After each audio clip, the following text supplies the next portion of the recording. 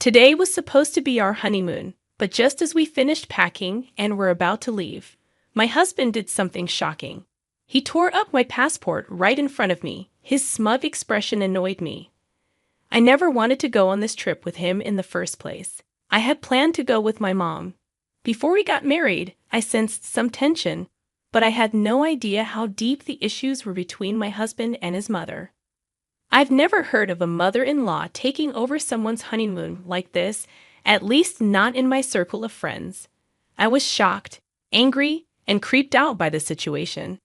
As my husband began shredding my passport with scissors, I looked at my grinning mother-in-law and knew I had to escape as soon as possible. I never expected this, but I had evidence that could expose them. My name is Sarah. I'm 29, and I've been working for 7 years. Recently, my boyfriend of 4 years proposed, and now we're planning our wedding and honeymoon. I met my husband at work, where he was a senior while I was new. He always supported me. When I struggled with new tasks at work, the only person I had dated before was a classmate. But there was something about someone 5 years older. I found my husband dependable and trustworthy. When he asked me out on our first date, I was thrilled.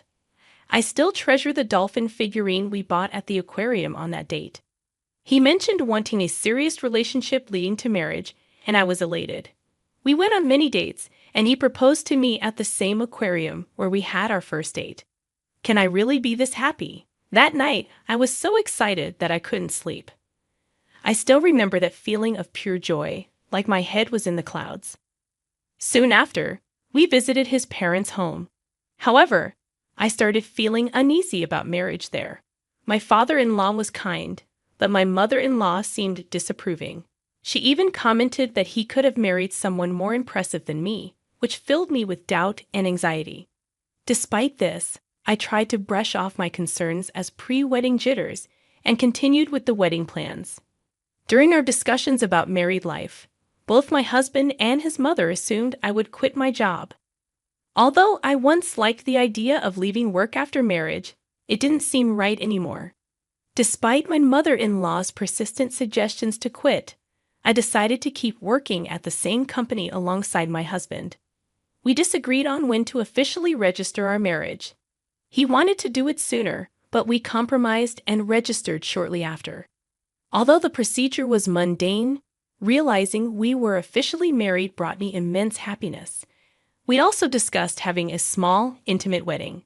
It sounds like your mother-in-law took over a lot of your wedding planning, insisting on a grand affair instead of the small, intimate ceremony you envisioned. She not only dictated the guest list, but also had strong opinions about every detail, from the program to the decorations and food. This led to the wedding becoming much more extravagant and expensive than you had planned, and you ended up having to cover the extra costs. After the wedding, you hoped for some distance from your mother-in-law, but your husband insisted on living with her, canceling your new place without consulting you. This left you feeling shocked and unheard.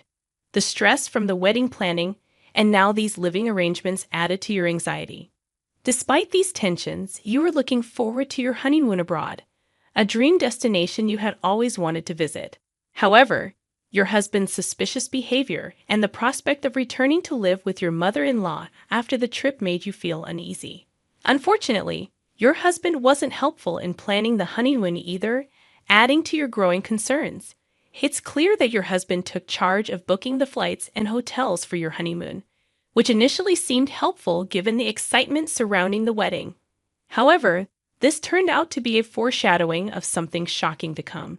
On the day of your honeymoon, as you were preparing for your flight, Edward casually dropped the bombshell that he would be going on the trip with his mother instead of you. This was incredibly confusing and upsetting, especially since you had paid for everything and were expecting to go together as newlyweds. Edward then tore up your passport, which you had given him for safekeeping. Without any regard for your plans or feelings, it became clear that he never intended to go on the honeymoon with you and viewed it as a secondary priority compared to a trip with his mother. When his fully made-up mother-in-law burst into the room, they both laughed gleefully at leaving you behind. This revelation left you feeling repulsed and realizing that you had made a grave mistake marrying someone who disregarded your feelings so callously.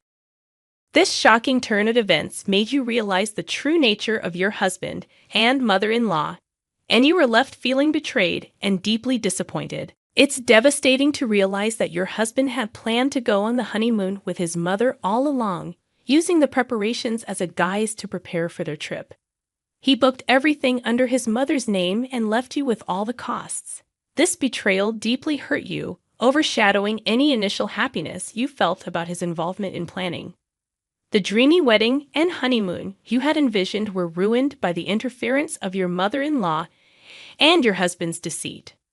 Overwhelmed by this situation, you initially couldn't accept it, but soon decided that you needed to act quickly and pursue a divorce. Interestingly, you had been recording audio since the wedding preparations began, initially to preserve memories, but later to document your mother-in-law's troubling behavior. These recordings unexpectedly became crucial evidence for your divorce. As you began packing to leave the house, you discovered shocking evidence that your husband was embezzling money from his company. This revelation added another layer of deceit to an already painful situation, strengthening your resolve to leave and end the marriage. It's devastating to realize that your husband and mother-in-law betrayed you, turning what should have been joyful events like your wedding and honeymoon into painful experiences. Edward's deception hit you hard, especially since you were initially grateful for his help with the honeymoon preparations, only to find out he was planning to go with his mother all along. Edward booked everything under his mother's name and left you with the financial burden, which added to your feelings of betrayal and anger. The dream wedding and honeymoon you had imagined were shattered by their actions. Feeling overwhelmed and hurt, you decided that getting a divorce was the best course of action. Interestingly, you had been recording moments since the wedding preparations began, originally to preserve memories. Over time, these recordings became crucial evidence documenting your mother-in-law's malicious behavior and harassment, which would support your decision to seek a divorce. Despite the pain, you found solace in knowing that these recordings would serve a purpose beyond preserving memories. It's ironic how those recordings became so useful. Just a few days after moving in, I began repacking my belongings, realizing I hadn't opened much since arriving. I wondered if my husband and his mother were already at the airport, which filled me with indescribable anger. Despite only being there a short time, I wanted to erase any trace of my presence, so I thoroughly cleaned everywhere I had been. While cleaning the living room, I stumbled upon shocking evidence of my husband's embezzlement from his company. I immediately called my uncle and recounted everything that had happened. He became visibly enraged, which was an expression I had never seen on him before. I shared the details of my husband's embezzlement and handed over the evidence. My uncle promised to convene a board meeting to address my husband's actions. Before heading back home, my uncle insisted on grabbing some good food together.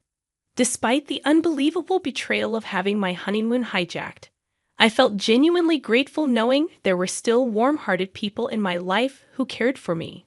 A week later, when my husband and his mother returned from what was supposed to be our honeymoon, I had already taken decisive steps to address the situation and seek support from trusted family members. I got a call from my husband, who was furious that I hadn't picked them up from the airport or cleaned the house as he instructed. He yelled at me, demanding to know where I was. With support from my uncle and parents, I had already hired a skilled lawyer who specialized in divorce cases, and the process was underway. Without giving my husband a chance to speak, I told him I didn't want to hear their voices anymore. I questioned why I should pick up someone I'm divorcing, and why I should follow their orders to clean. This left him momentarily speechless, but he quickly resumed his angry ranting. He tried to guilt me by saying he had done me a favor by marrying me and threatened that I would never get remarried if he divorced me. He even had the audacity to demand that I come back and prepare meals for them in a traditional way because they were tired of foreign food. His disrespectful behavior, especially after his scheme with the passport and trip with his mother, made me realize I had never truly known him. Reflecting on this over the past few days, I decided to consult a lawyer about our divorce. When I mentioned the divorce to him, he was shocked and refused to accept it, claiming he wouldn't get a divorce. I could hear his mother in the background, yelling and calling me names.